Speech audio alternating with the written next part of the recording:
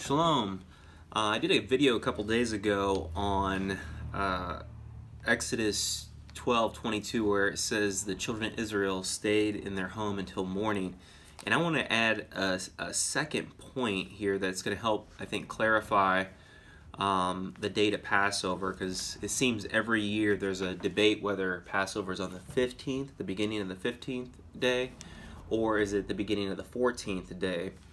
And unfortunately, I would say the majority of people celebrate Passover at the beginning of the 15th day. However, Scripture repeatedly tells us that Passover is on the 14th day. But I think the confusion lies in the next point I'm about ready to make. So, in the book of Deuteronomy, or Devarim, or the book of words, in chapter 16, verse 1, I'm going to read this verse, two verses here, and then we'll talk about it a little bit. In verse 1 it says, "Guard the month of Aviv and perform the Passover to Yahuwah your Elohim. For in the month of Aviv, Yahuwah your Elohim brought you out of the land of Mitzrayim by night." Now, in this verse, there's a lot here, but it says, perform the Passover to Yahuwah in the month of Aviv. But it also says, for in the month of Aviv, Yahuwah your Elohim brought you out of Mitzrayim by night. And they read those two things, and although they are connected there in this verse, a lot of people read this and actually think they're one and the same event, that the night they were brought out of Mitzrayim was Passover. That's how they're reading this, but that's not actually what's being said here. And we can clarify this a little bit more when we look at verse 6 in the same chapter. It says, "But at the place where Yahuwah your Elohim chooses to make his name dwell, there you slaughter the Passover in the evening at the going down of the sun, at the appointed time you came out of Mitzrayim." We just read they came out by night.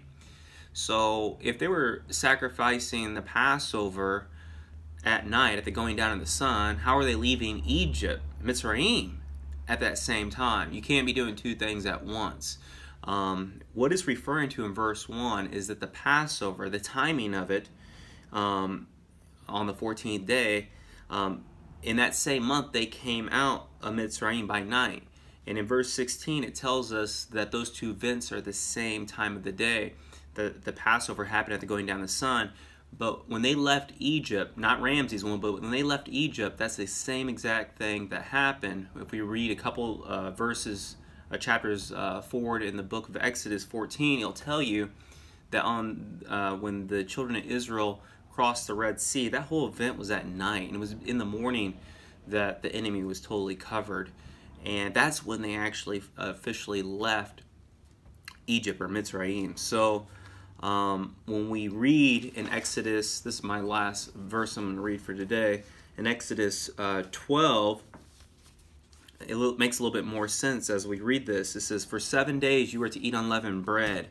Indeed, the first day you should cause leaven to cease from your homes. For whoever eats leavened bread from the first day into the seventh, that being shall be cut off from Israel. And on the first day is a set-apart gathering, and on the seventh day is a set-apart gathering. No work at all is to be done on them, only that which is eaten by every being, that alone is prepared by you.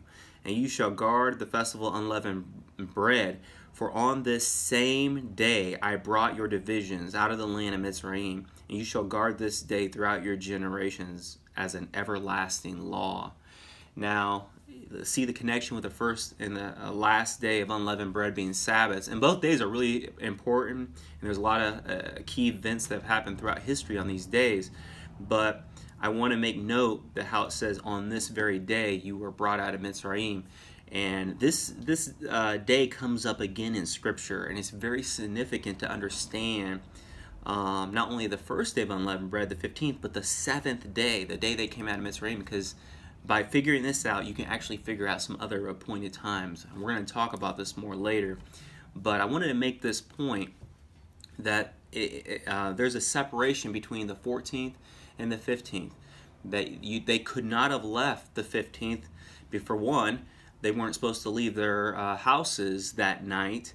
And second of all, they were supposed to perform the Passover at the same time that that they would later leave. You can't do two things at once. You can't perform the Passover and leave when they were supposed to be in the same in their houses all night. So hopefully it makes sense. If not, go back, read the scriptures.